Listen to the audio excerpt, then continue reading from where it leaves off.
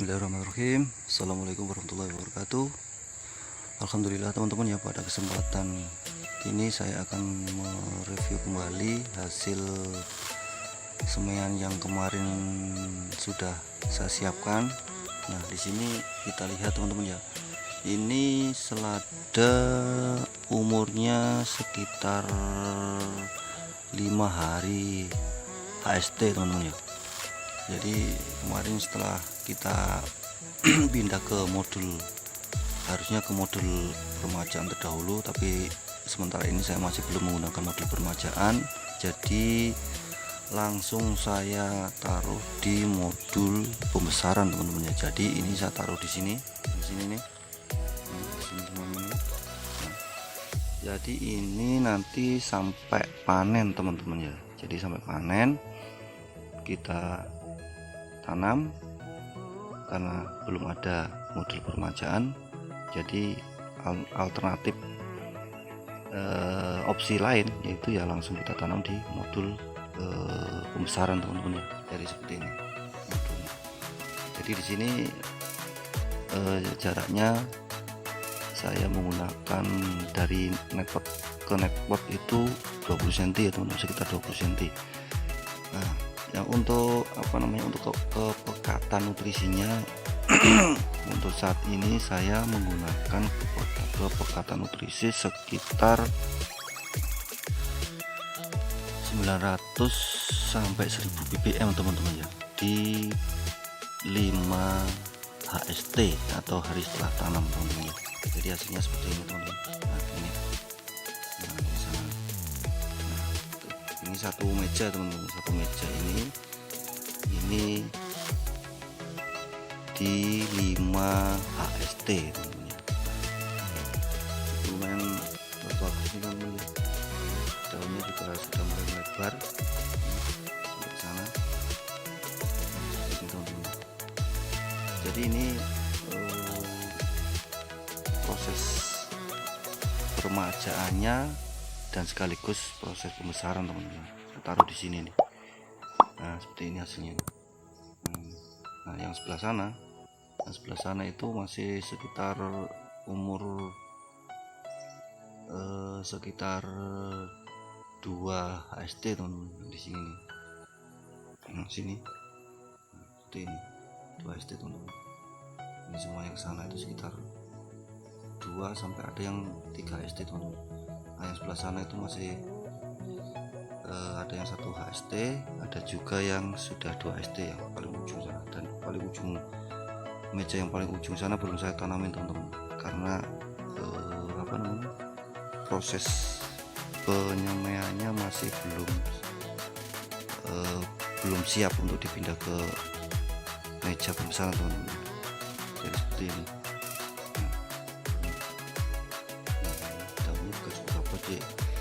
Untuk selada yang saya tanam di sini, sementara saya masih menanam jenis bohemia teman-teman ya, jenis bohemia, karena bohemia ini juga untuk khususnya di daerah saya itu cukup bagus dan cukup besar-besar juga untuk ininya, hasil akhir dari penanamannya. Jadi kami milih untuk mencoba untuk nanam bohemia teman-teman. Jadi seperti ini nih. Coba kita lihat.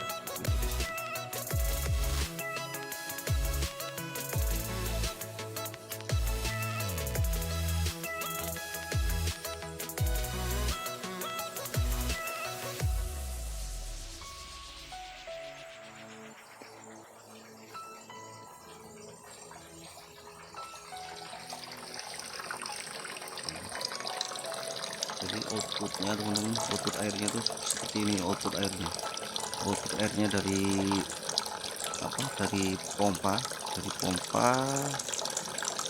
sampai ke sini. Untuk debit airnya saya belum pernah mengukur ya teman-teman, jadi per menit saya belum bisa kalkulasi berapa liter ya 1 menitnya. Jadi ya kita lihat dari proses pengairannya saja.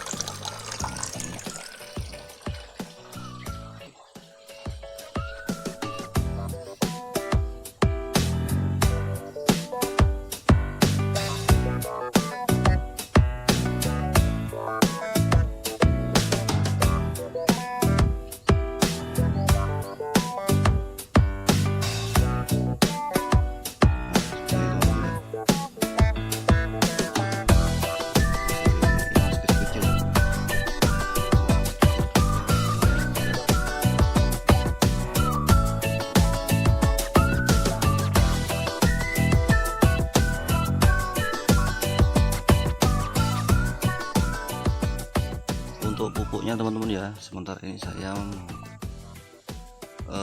menggunakan pupuk racikan ya teman-teman ya. Untuk racikan kalau nggak salah itu 6 bahan teman-teman ya, 6 bahan ya. Jadi kita mencoba eksperimen untuk membuat racikan sendiri. Mudah-mudahan nanti hasilnya bisa bagus ya teman-teman ya. Tapi ya kita harus selalu menjaga pH air dan sterilisasi lingkungan teman-teman ya. Jadi supaya tidak terjadi penyerangan penyakit terhadap selada. Jadi kita harus tetap treatment bagaimana supaya tanaman kita itu bisa bagus ya teman-teman ya. Kita sebenarnya harusnya selalu menstandarkan yang namanya pH dan ppm air nutrisi ya teman-teman.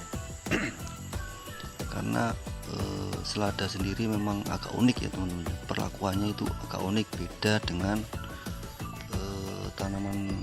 tanaman yang lain ya selain selada ya, seperti sawi-sawian dan lain-lain. Itu cenderung agak lebih mudah dibanding dengan perlakuan terhadap penanaman atau budidaya selada ya teman-teman ya. Karena sangat mudah sekali teman-teman. Selada itu gampang terserang yang namanya penyakit ya, terutama jamur ya teman-teman ya. Apalagi di musim penghujan itu biasanya banyak itu terjadi beberapa macam penyakit ya. Penyakit yang timbul itu banyak sekali teman-teman ya. Nah ini pentingnya kita menjaga terutama pH air dan kepekatan nutrisinya teman-teman ya. Nah di sini saya menggunakan ppm sekitar 900-an. Kenapa? Karena saya berpendapat bahwa ketika pertumbuhannya itu memerlukan banyak segala macam unsur-unsur yang dibutuhkan ya. Jadi pertumbuhannya itu diharapkan supaya bisa menjadi lebih cepat dan lebih baik gitu teman-teman ya. Karena sebelumnya sudah saya lakukan treatment dan sudah pernah saya lakukan eksperimen, tapi alhamdulillah hasilnya itu sangat bagus ya teman-teman. Dari awal semai sampai masuk ke modul pembesaran itu saya menggunakan kurang lebih sekitar 900 sampai 1000 ppm ya teman-teman ya. Jadi seperti itu teman-teman. Jadi ini di HST 5 hari teman-teman ya. Alhamdulillah sudah mulai membuahkan hasil. Ini pertumbuhannya juga lumayan cepat teman-teman ya. Jadi seperti ini ya, mudah-mudahan ini bisa sampai panen ya teman-teman.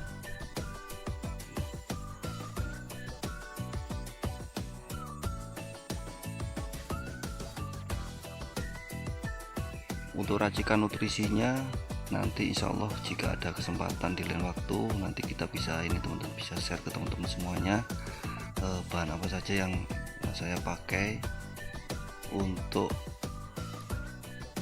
kepekatan nutrisi yang saya gunakan di kebun kita ini ya teman-teman ya. Nah seperti ini ya, mudah-mudahan ini bisa sampai panen dan hasilnya juga mudah-mudahan bisa baik teman-teman. Nah, seperti ini saya ambil videonya di siang hari teman-teman ya, di siang hari, jadi tidak menampakkan keloyuan ya teman-teman, masih tegak berdiri ya teman-teman. Seperti ini ya, mudah-mudahan nanti bisa update terus ya perkembangan selada kita.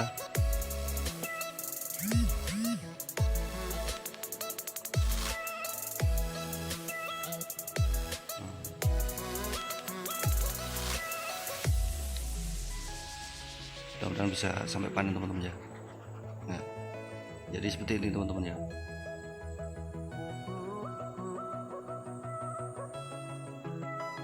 Memang seharusnya harus pakai instalasi modul permajaan terlebih dahulu teman-teman ya, supaya nanti manajemen tanamnya itu bisa lebih baik dan sirkulasinya bisa cepat. Untuk pembesarannya kita harus sesuaikan dengan umurnya, untuk permajaan juga kita harus sesuaikan dengan umurnya supaya nanti bisa cepat ya. Jadi ada manajemen tanamnya itu bisa berjalan dengan baik. Untuk sementara ini karena ini masih baru pertama, nah kita coba langsung ke modul pembesaran sambil menunggu persiapan modul permajaan. Kita langsung tanam di modul pembesaran teman-teman.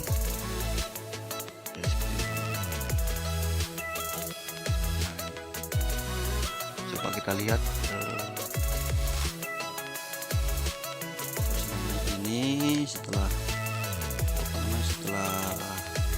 cukup untuk kita pindahkan, ya, langsung kita pindahkan teman-teman ya, karena kalau tidak langsung kita pindahkan ya ini satu dengan daun yang lain ini bisa bersambungan teman-teman ya.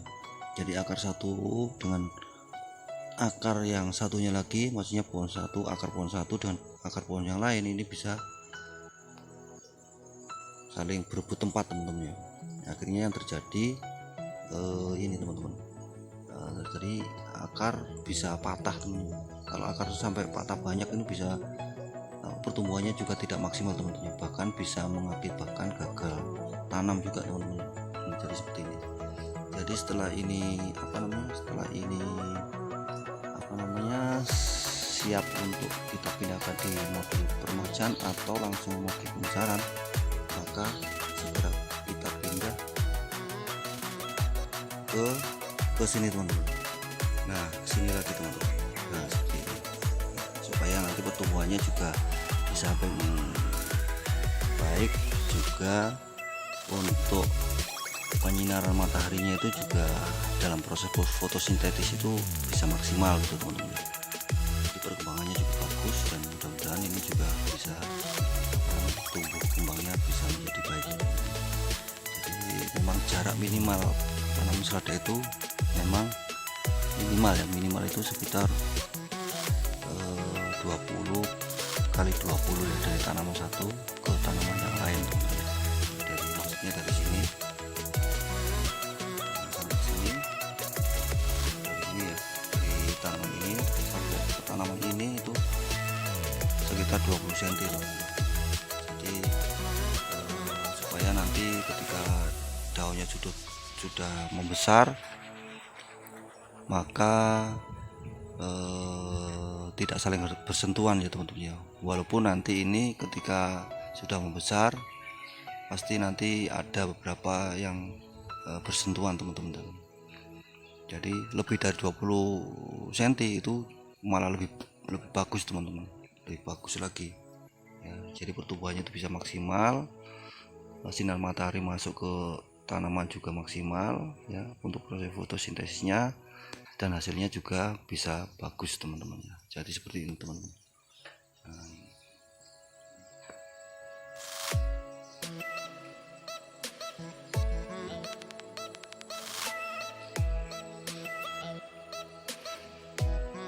Ya baik, mungkin itu dulu teman-teman ya yang bisa saya share, bisa saya bagikan videonya. Yang mudah-mudahan ini bisa bisa menjadi masukan ya bagi teman-teman semuanya, bagi yang senior bisa berpartisipasi untuk masukannya. Mudah-mudahan nanti bisa lebih baik ya teman-teman ya, apa kekurangannya dan apa yang treatment yang perlu harus saya lakukan ini, monggo untuk apa namanya, untuk masukannya sangat ditunggu sekali ya teman-teman ya. Ya. Baik, mungkin itu saja teman-teman. Mudah-mudahan ini bisa menjadi gambaran di kebun kita ini. Mudah-mudahan juga bisa menjadi inspirasi, juga bisa menjadi bahan apa namanya, bahan-bahan untuk pembuatan instalasi baru ya. Jadi mungkin bisa dimanfaatkan untuk saling berbagi ya teman-teman. Baik, mungkin itu saja teman-teman ya.